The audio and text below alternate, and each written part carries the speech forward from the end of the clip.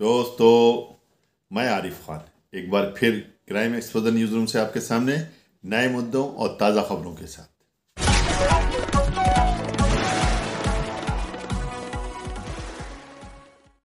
खबर की शुरुआत बागपत से है, जहां एक दरोगा जी का दिल महिला कांस्टेबल पर आ गया और उन्होंने कई बार उसको आई लव यू कह दिया, लेकिन उसके जवाब में महिला ने बजाय आई लव यू कहने की उनकी शिकायत करी। तो कहते क्या हैं हुआ? सैया भाई कोतवाल तो अब डर काहे का।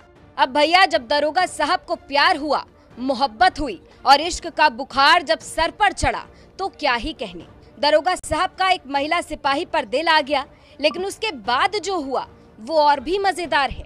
ये पूरा मामला है बागपत के खेकड़ा कोतवाली का, जहां इंस्पेक्टर साहब को जब महिला सिपाही से इश्क हुआ तो बिना देर किए दरोगा साहब ने दिल की गहराइयों से प्यार का इजहार कर दिया और महिला सिपाही को प्यार भरे वो 3 शब्द बोल दिए, आई लव यू।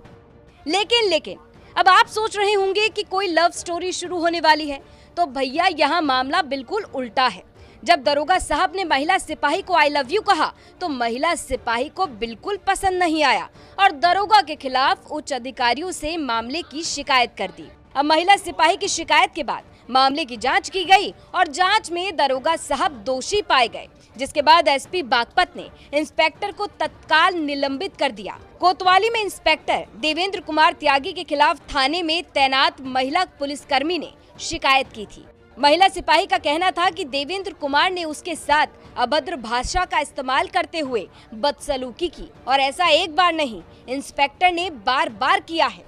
महिला सिपाही ने अपनी लिखित शिकायत में बागपत एसपी को बताया कि 3 दिन पहले इंस्पेक्टर ने देर शाम अपने ऑफिस में बुलाया, वहां उसके साथ अमर्यादित बातचीत करते हुए आई लव यू बोल दिया। महिला सिपाही का आरोप है कि कई बार विरोध जताने के बावजूद भी इंस्पेक्टर अपनी हरकतों से बाज नहीं आ रहा था, जिसके बाद बदसलूकी के खिलाफ महिला सिपाही ने आवाज उठाई, हंगामा किया और लिखित शिकायत दे दी। अब जानकारी मिलने के बाद एसपी बागपत नीरज कुमार ने मामले की जांच सीओ खेकड़ा विजय चौधरी से करवाई। तत्काल प्रभाव से दरोगा देवेंद्र कुमार को निलंबित कर दिया गया। अब भैया सोचिए जरा, यूपी में पीड़ितों को न्याय दिलवाने वाले पुलिस वालों की हरकतें देखिए कैसे दरोगा साहब महिला सिपाही के साथ बदतमीजी करते हैं। अब ऐसे में एक आम लड़की को भला कैसे मदद मिलेगी, कैसे न्याय मिलेगा, ये तो और ही बात है। दोस्तों, आकाश सक्सेना ने चुनाव जीतने के बाद में लखनऊ का दौरा किया और उन्होंने जाके कई नेताओं से मुलाकात की, प्रदेश अध्यक्ष से मुलाकात की, मुख्यमंत्री योगी आदित्यनाथ से मुलाकात की। देख सकते हैं कि फूलों का गुलदस्ता लिए हुए योगी आदित्यनाथ से मुलाकात कर रहे हैं। साथ ही रामपुर में औद्योगिक विकास के लिए भी बात करी और यहाँ पे फैक्ट्री लगाने की भी मांग की। कहते हैं कि उन्होंने जो वायदे किए हैं उसको पूरा करने के लिए वो वचनबद्ध। के गढ़ में आकाश सक्सेना ने लहराया भगवा। रामपुर में पहला हिंदू विधायक बनकर रच दिया इतिहास। रामपुर जीतने के बाद पहली बार की योगी से मुलाकात। आकाश सक्सेना ने बताया सीएम योगी से क्या हुई बात। समाजवादी पार्टी के कद्दावर नेता आजम खान ने कभी सपने में भी नहीं सोचा होगा कि जिस योगी आदित्यनाथ का हाथ थामकर वो मुस्कुराते हुए विधानसभा के गलियारे में चल रहे थे, एक वक्त ऐसा भी आएगा जब वही योगी आदित्यनाथ उनके राजनीतिक साम्राज्य को ढहाने की मुख्य वजह बनेंगे। और जिस रामपुर जिले में कभी उनका सिक्का चलता था, उसी रामपुर में आजम खान की ऐसी हालत हो जाएगी कि वो अपना सियासी गढ़ तक नहीं बचा पाएंगे। आजम खान की हालत आज ऐसी हो गई है कि अब तो जनता ने भी उनका साथ देना छोड़ दिया है। तभी तो योगी राज में सबसे पहले बीजेपी ने आजम खान से रामपुर लोकसभा सीट छीनी और अब हाल ही में हुए एक और उपचुनाव में रामपुर शहर की विधानसभा सीट भी उनसे छिन गई। बीजेपी के कद्दावर नेता आकाश सक्सेना ने आजम खान समर्थित समाजवादी पार्टी के उम्मीदवार आसिम रजा को चुनाव हारकर ऐसा इतिहास रच दिया जिसकी गूंज पूरे देश में सुनाई दे रही है।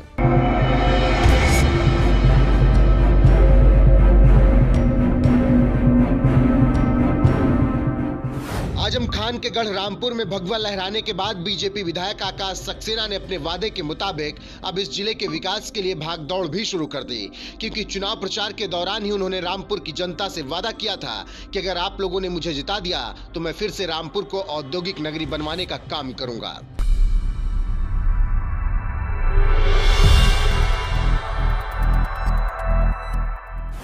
अपने वादे के मुताबिक चुनाव जीतते ही आकाश सक्सेना राजधानी लखनऊ की ओर निकल गए। सोमवार को ही उन्होंने रामपुर की जनता से बता दिया था कि मेरे प्यारे भाई और बहनों, आपने मुझे विजयी बनाया है, मैं आप सभी का कर्जदार हो गया हूं। नौ रामपुर के निर्माण का जो वादा आपसे मैंने किया था, अब उसे निभाने का वक्त आ गया है। उसी वादे की प्रक्रिया शुरू करने के लिए मैं सोमवार, मंगलवार और बुधवार को लखनऊ में रहूंगा। रामपुर फतह करने के बाद 3 दिनों के लिए लखनऊ दौरे पर गए बीजेपी विधायक आकाश सक्सेना ने इस दौरान सबसे पहले यूपी बीजेपी के संगठन मंत्री धर्मपाल और यूपी बीजेपी अध्यक्ष भूपेंद्र सिंह चौधरी से मुलाकात की और मुलाकात के बाद कहा, नौ रामपुर के निर्माण को लेकर मैंने अपने अभिभावकों से बात की। मुझे भरोसा है कि संगठन सरकार नौ रामपुर के सृजन की प्रक्रिया को जल्द शुरू करेंगे। संगठन के नेताओं से मुलाकात के बाद बीजेपी विधायक आकाश सक्सेना ने यूपी के कृषि मंत्री बलदेव सिंह औलख से भी मुलाकात की और रामपुर के बारे में चर्चा की। इसके बाद लखनऊ दौरे के आखिरी दिन यानी बुधवार को आकाश सक्सेना ने यूपी के मुखिया योगी आदित्यनाथ से मुलाकात की और उनसे रामपुर के विकास के मुद्दे पर बातचीत हुई। मुलाकात की तस्वीरें ट्विटर पर पोस्ट करते हुए बीजेपी विधायक आकाश सक्सेना ने लिखा, चुनाव में विजय के बाद आज यूपी के मुख्यमंत्री योगी आदित्यनाथ से भेंट कर आशीर्वाद दिया। रामपुर को समृद्ध बनाने के लिए बंद उद्योगों को खोलने और शहर को उद्योग नगरी बनाने जैसे मुद्दों पर बात की। रामपुर जीतने के बाद लखनऊ गए बीजेपी विधायक आकाश सक्सेना ने इस दौरान सीएम योगी समेत तमाम मंत्रियों और संगठन के नेताओं से भी मुलाकात की और जिले के विकास से जुड़े मुद्दे को उठाया और उम्मीद है कि आकाश सक्सेना की मांग पर योगी सरकार भी जरूर गौर करेगी, क्योंकि आकाश सक्सेना ने विकास के मुद्दे पर ही रामपुर की जनता से वोट मांगे थे और विकास के मुद्दे पर ही रामपुर ने उन्हें जिताया है। इतना ही नहीं, वो रामपुर सीट से जीतने वाले पहले हिंदू विधायक भी हैं, क्योंकि 1952 से रामपुर में चुनाव हो रहे हैं, लेकिन आज तक कोई भी हिंदू विधायक इस सीट से जीत नहीं दर्ज कर पाया। मुसलमान ही जीतकर विधानसभा पहुंचते रहे, लेकिन आकाश सक्सेना ने इस परंपरा को अब तोड़ दिया है और आजम खान के गढ़ रामपुर में भगवा लहराकर इतिहास रच दिया है। दोस्तों, आप जानते हैं कि आकाश सक्सेना को जीत दिलाने के लिए पूरी भाजपा मशीनरी लग गई थी। उत्तर प्रदेश के कई नेता रामपुर आए थे, मुख्यमंत्री योगी आदित्यनाथ भी आए थे। उस समय उन्होंने जो भाषण दिया था उसके मुख्य अंश यहाँ प्रस्तुत हैं। हमारे सहयोगी दल, अपना दल के प्रत्याशी रहे श्री हमजा मियां जी, डॉक्टर तनवीर अहमद जी और भारतीय जनता पार्टी के लोकप्रिय प्रत्याशी श्री आकाश सक्सेना जी और रामपुर के मेरे सभी उपस्थित भाइयों बहनों, पिछले 5 वर्ष के अंदर देश के अंदर सबसे अधिक चुनाव और उपचुनाव झेले हैं तो उनमें से रामपुर एक है। भाइयों बहनों, पहले जनता से समर्थन लेना, फिर जनता का उस पद से इस्तीफा दे देना, बार बार चुनाव होना, यह रामपुर के विकास को बाधित करने जैसा है। और मैं आप सबका आह्वान करूंगा कि ये बार बार के उपचुनाव से मुक्ति पाइए, रामपुर को विकास के पथ पर आगे बढ़ाइए। इसी के लिए आह्वान करने के लिए आज मैं आपके बीच में आया हूं। आखिर क्या कारण है? रामपुर जिसकी अपनी एक पहचान थी, कभी राम गांव के नाम पर अपने प्राकृतिक सौंदर्य, प्राकृतिक संसाधन, जल संसाधन, अत्यंत उर्वरा भूमि, देश की आजादी की लड़ाई में अग्रणी भूमिका के साथ कार्य करने वाले और कभी रामपुर के माध्यम से यहां के कारीगर, यहां के हस्तशिल्पियों के द्वारा, चाहे वह रामपुरी चाकू हो और चाहे वायलिन के माध्यम से, जरी जरदोजी के माध्यम से रामपुर को एक पहचान दिला करके वैश्विक पहचान दिलाने का कार्य हो। कौन वे लोग थे जिन्होंने रामपुर की इस पहचान को समाप्त किया? एक एक करके उसे इस पहचान से वंचित किया गया और रामपुर को चंद चेहरों के, अवसरवादी चेहरों के घरौदे में घिर करके अपने आप में तड़पता हुआ दिखाई दे रहा था। आपने पिछले 8.5 वर्ष के अंदर प्रधानमंत्री मोदी जी के नेतृत्व में केंद्र की सरकार को कार्य करते हुए देखा है और विगत 5.5 वर्ष के दौरान उत्तर प्रदेश में भी भारतीय जनता पार्टी की सरकार को कार्य करते हुए देखा है। कोई व्यक्ति नहीं कह सकता है कि शासन की योजना का लाभ चेहरा देख करके दिया है। हमने तो 2014 में ही प्रधानमंत्री मोदी जी ने घोषणा कर दी थी सबका साथ सबका विकास का।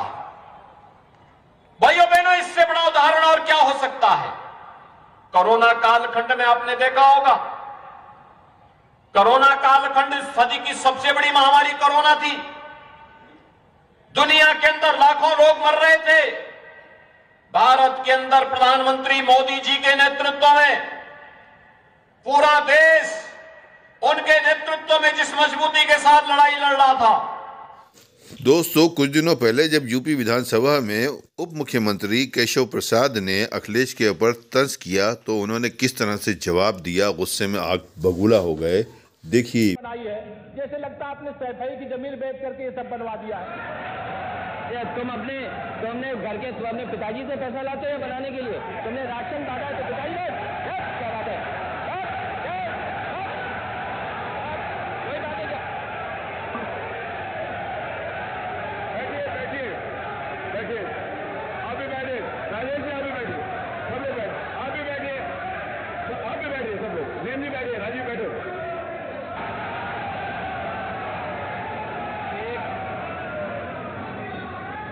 एक घंटे से अधिक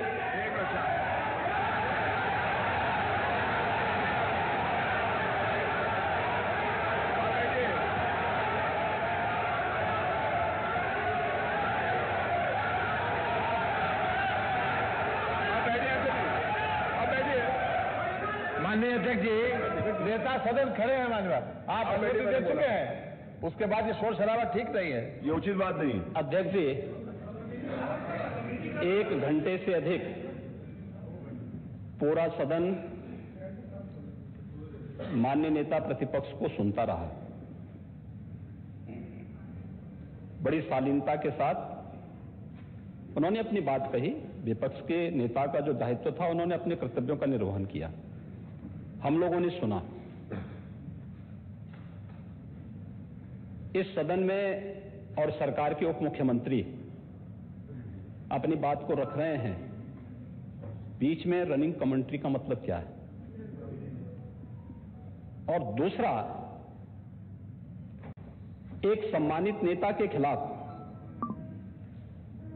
असभ्य शब्दों का प्रयोग हो, तो शब्द का प्रयोग हो, तो ठीक नहीं है। और मैं बड़ी विनम्रता से कहूंगा नेता प्रतिपक्ष को, देखिए सफाई की बात नहीं कर रहा हूं मैं, सवाल सफाई का नहीं है। देखिए हम लोग भी जो विकास कार्य करा रहे हैं, या आपकी सरकार के समय जो विकास कार्य हुए होंगे, ये हमारी ड्यूटी थी। सरकार होती है और हर सरकार को अपनी उपलब्धि को कहने का अधिकार है। माननीय उप मुख्यमंत्री जी ने बिल्कुल सही कहा कि विकास, आपने कहा, आप विकास की जब चर्चा हुई तो उन्होंने जो बातें कही बिल्कुल ठीक ढंग से की थी। आपके यहां के दूसरे नेता या जब माननीय उप मुख्यमंत्री का यहां पर भाषण संपन्न होता, उसके बाद अपनी बात आप लोग कह सकते थे। लेकिन देखिए, मैं कल भी देख रहा था, कल माननीय वित्त मंत्री जब यहां पे जवाब देने के लिए खड़े हुए, उन पर जिस तरीके की भाषा का प्रयोग उस समय किया गया, आज फिर हम देख रहे हैं। देखिए, लोकतंत्र में हर सदस्य को सदन में अपनी बात रखने का पूरा अधिकार है, और अगर आप कहेंगे तो कैसे इस बात की अपेक्षा रखते हैं कि इस पार से उसका जवाब नहीं मिलेगा। पूरे 1 घंटे से अधिक समय तक पूरा सदन और खासतौर पर सत्ता पक्ष से जुड़े हुए सभी मान्य सदस्यों ने आपकी बात को बहुत ध्यान से सुना। देखिए, सहमत होना ना होना अपना विषय है, नहीं सवाल दूसरा नहीं। देखिए सवाल, देखिए सफाई भी इसी प्रदेश का हिस्सा। अध्यक्ष महोदय, सवाल ये नहीं है, मैं सुनने को तैयार हूँ। अच्छा, मुख्यमंत्री जी बोल रहे हैं